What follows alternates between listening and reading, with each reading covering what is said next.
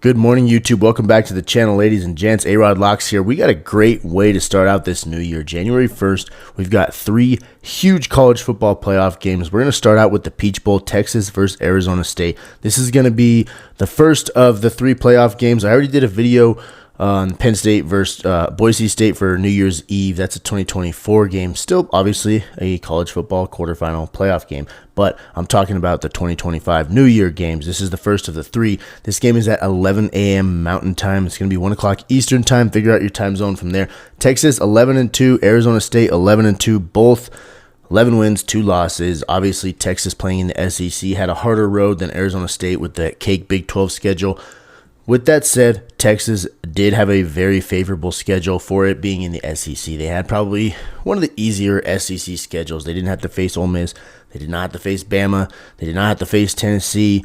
They did play Georgia, lost to them twice. We all know that. Those are their 2 losses. The only team that's beaten Texas is the Georgia Bulldogs. They did it twice. So let's look at the spread. It opened up at -14 for Texas. Now it's at -12.5. Opened at +14 for Arizona State. Now it's at +12.5. Personally, I believe I would give Texas 10, maybe 11 points. 14 was a little too high. 12.5 is slightly too high for me. I still believe that. If you want to move it to an alt spread, get that 11.5, get 10.5. Somewhere around there, I think, is a fair spread for Texas. Right here at +12.5 for Arizona State. Maybe take the +12.5 if you can get it back to that 14, back to that original line, even better. Let's look at the money, though. 66% of public bets are on the Longhorns, 79% of the money coming in on Texas, and the line is closing down. So I think even the books are noticing that their initial line was too high. With all these bets and all this money coming in on Texas, this should move in favor of Texas, but it's not. So that's telling you that there's sharp money coming in on Arizona State to cover that +14. So if you can move this line for Arizona State back to +14, I think that's a good bet there. I'm not probably going to take that one myself. I am going to put in a teaser for all the playoff games. I may include the spread on that teaser, but that's what we're looking at for the spread, guys. It just doesn't make sense to take this right here for Texas because that line is moving in favor of Arizona State, even though all the money is on Texas. But if you can get them at 10.5, 11.5, might be a good play there. Looking at the money line, opened up at -549 for Texas. Now it's -488. Same thing on the Arizona State side, moving in favor of Arizona State. +400 is where it opened. +368 is where it sits. So this line is getting longer for Texas to cover, shorter for Arizona State to cover that money line. Although, still huge odds in favor of Texas, which makes sense. 95% of public bettors are betting on Texas. 92% of the money is on Texas. Line moving in favor of Arizona State, though, so that does tell us there's some sharp bettors taking the Sun Devils. Personally, I believe this score is probably pretty accurate. 35-17. That's an 18-point win for Texas. Although I just talked about how I'm not confident in taking a 12.5 or 14-point spread with Texas, I believe this game could be 41-10 Texas or 35-17 Texas, just like this is saying right here. I think this could be an absolute blowout. The Big 12 was not very good this year. Texas, although they played a weaker SEC schedule, it is an SEC schedule. They have the best defense in the country. That's how you win in the playoffs. Traditionally in the NFL, we've never ever seen a 12-team playoff for the college football playoff, but defense wins championships. Texas has the best defense in the country. That's what they're going to have to ride if they want to make a run at this thing. They got to run the football like they did last week. Wisner, Blue, those dudes have to run the ball, and they got to play good defense. Not my words. These are words of expert broadcasters on, I think it was ESPN. They said Texas is the best tackling team in the country. That's how you stop Cam Skattebo on Arizona State. The dude has incredible balance. Skattebo is really, really good at football. He's a great running back. Not as good as he thinks he is. I mean, he says he's the best in the country. He might be top 5, maybe top 5, but his balance is probably the best in the NCAA. Texas has the best tackling defense in the country. They're going to stop Cam Skattebo. A lot of people love this dude. He's a great story. He's very unique. He reminds me a lot of Toby Gerhart back in the day. If you guys are old enough to remember Toby Gerhart running the ball at Stanford, that guy was fun to watch at Stanford. He's a lot like Cam Skattebo, but I just don't think he gets it done against Texas. That's kind of a side note, but let's talk about the over-under here. Before I move on to that, guys, back to the money line. Although Line is moving in favor of Arizona State. A lot of money on Texas. I just don't see a way Arizona State pulls out a win here. So spread might be good. Money line, I just don't see it personally, based on my analysis of the game and the analysis of the entire football season. I'm taking Texas. I'm not going to bet that because it's minus 488 odds, but I'm taking Texas to win this game. Arizona State now is a good football team. Do not get me wrong. I'm not discrediting their season. Everybody picked them to finish last in the Big 12. Now they're in the playoff. So take that for what it's worth. Looking at the over-under, opened up at 52, moved down a little bit to 51. 72% of public money or public bets are on the over. 78% of the money is on the over. Line came down. This is one that I like. I don't like 51. I do like 52. 51, I just think there's too many ways to finish at 51. Like I already mentioned one accidentally, 41-10. Could be a 41-10 type of game. 31-20. Could be a 31-20 type of game. There's that 11 points I was talking about with Texas. There's a lot of ways to finish at 51. Not very many ways to finish at 52. I do like it if you bump it back up to 52, take that under. I did put in an alt pick, a teaser, where I took it at under 57.5. I teased all 4 games. If you're a VIP, you already got that. I sent that out yesterday. So you've already seen that, but I did tease it up to 57.5 to take the under. I don't think this game's going to go over. I don't think it's going to be a crazy high-scoring game right here. This is showing it at 55 points, so we would still cover the under with the teaser that I did. And this projected score right here, this is a learning algorithm if you don't know Sportsline.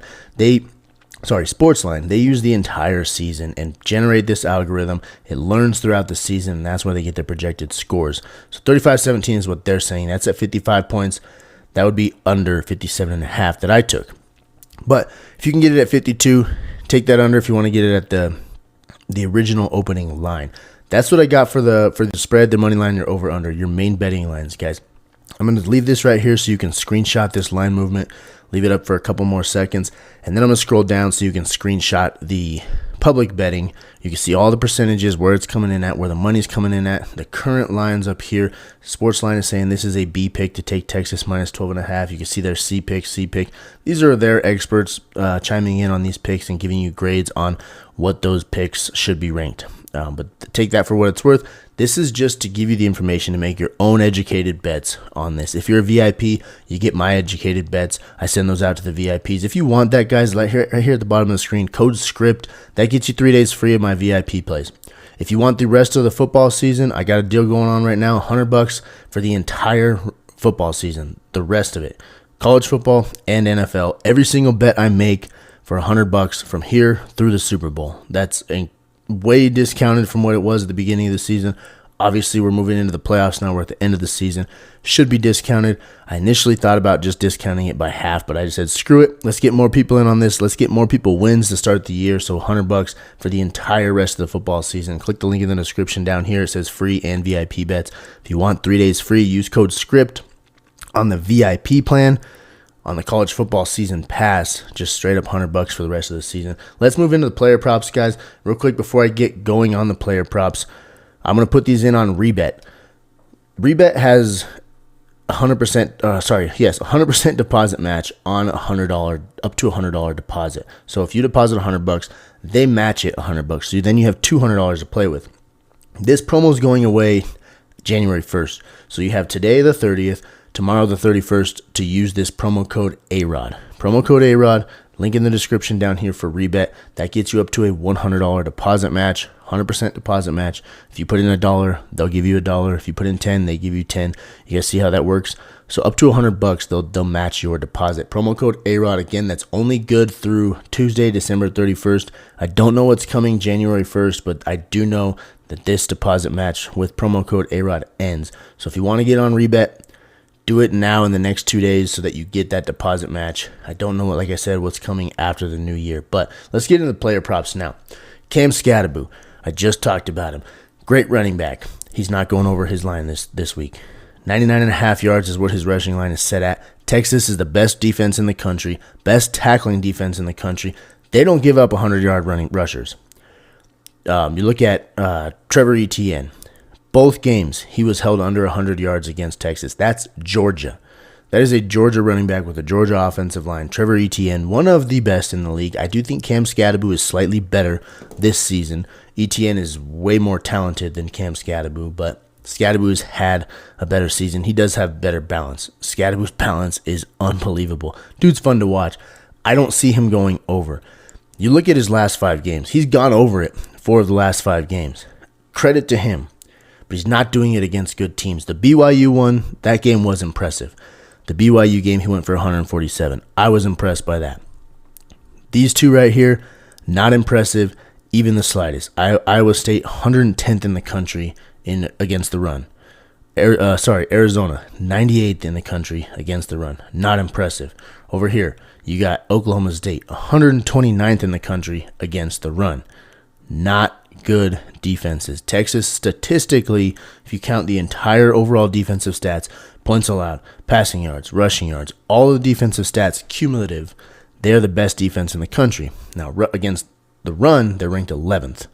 So even though they're not the top rushing defense, they are ranked 11th, only giving up 104 yards per game. They tackle well. They stop the run well. If Texas gets up, Arizona State's not going to be able to pound the rock with Cam Scadaboo, and I do believe Texas will get up quick.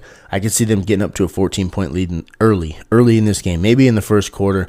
Cam Scadaboo's not going to be able to bring them back. Under on Scadaboo's rushing total at 99.5 yards. That's what I'm going with. Next pick we got Quintravian Wisner. This one should be cake. Quintravian Wisner to score a touchdown. He's been getting the bulk of their carries. Last week, they did kind of split it a little bit with him and Jaden Blue. Blue went for 2 rushing touchdowns. Wisner went for 2 rushing touchdowns. But Wisner has been getting the bulk of their carries most of the season. If we look at, let me find this real quick. His rushing attempts, it's our red zone attempts is right there. Let me look at his total rushing attempts. Let me move this over here real quick. Rush attempts, 17.2 is what his average is per game. He did have this down game right here against Florida where he didn't play as much. I think he got hurt in that game if I remember correctly. Don't quote me on that. But looking at his whole season, 13 carries or more every single game. He's getting red zone attempts as well. You guys saw that when I went over here to touchdowns. Red zone attempts, 4 last week, 2 the week before, 5 and 5 the 2 weeks before that. So the 2 red zone targets right here against Georgia, that was not good. Not good at all. But the 4 last week, he got red zone rushing attempts plus targets, scored 2 touchdowns out of it. I think Quintravian Wisner is going to be a big part of this game. If Texas wants to win, they have to do it running the ball. That's how they've won all season. When they run the ball well, they win. When they try to get in an air match, an air raid match, that's when they start to struggle. I do think Quinn Ewers is extremely criticized this year. A little too much, more than he deserves. Ewers is a good quarterback. There's a reason he was one of 3 players in the history of college football recruit rankings.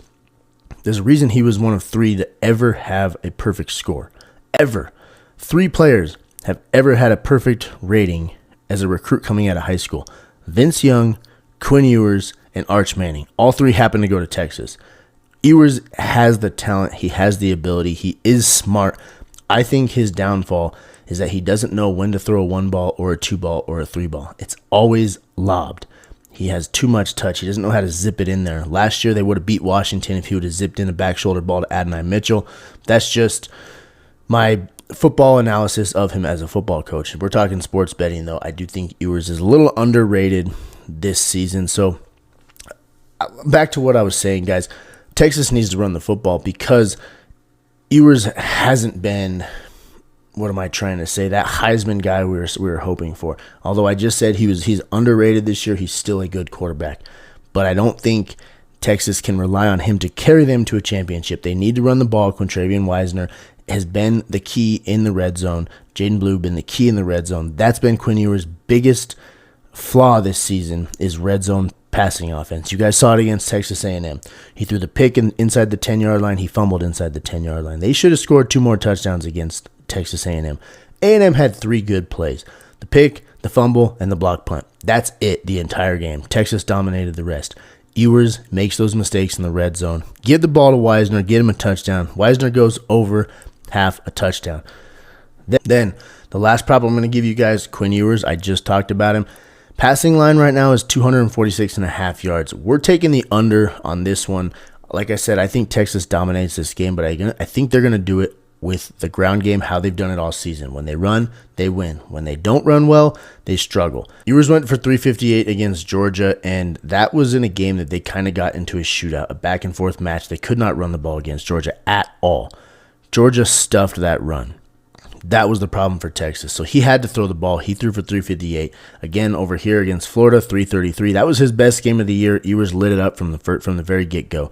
But that was against Florida, who is not very good. Vanderbilt, he threw for 288. The rest of these games, guys, he's not going over this. Ewers is not passing the ball that much this year. I think he goes under again against Arizona State. Like I said, they're going to have to run the football. 246 is a pretty high number for Ewers. Don't be surprised if Texas has such a big lead late in the third quarter or early fourth quarter that Arch Manning comes in and starts playing so that they can rest Ewers for the semifinal and a chance at the national championship. If Texas gets up, Ewers goes and sits on the bench, and that will also affect his passing total. Under 246.5 passing yards for Quinn Ewers. There's your picks, guys. These are the ones that I like. You got Cam Scatterbo, under 99.5 rush yards. Quinn Ewers, under 246.5 passing yards. Quintravion Wisner to score a touchdown. That's all I got for you guys. If you find this stuff useful, if you find any value in this video at all, please hit that subscribe button. It helps my channel grow. Drop a like for me. Boost this out to more people. Let a lot of people see this. We're trying to win on this channel against the books, us versus them, building the sports betting army. Share this with your buddies if you like this stuff. I appreciate any support I can get from you guys. Seriously. Everything you guys do on this channel, watching these videos, liking them, any comments, it seriously helps me, and I appreciate everything. I'm a small channel right now, trying to grow. I just started doing this about 8 months ago. I figured I'm already sports betting. I'm already winning my bets. Why not start making videos and helping other people win their bets too? Thank you for watching, guys. Happy New Year. Hope you all had a good Christmas. Again, I appreciate every single one of you. I'll see y'all next time. I will be doing videos on the other two playoff games New Year's Day as well, so hit that subscribe.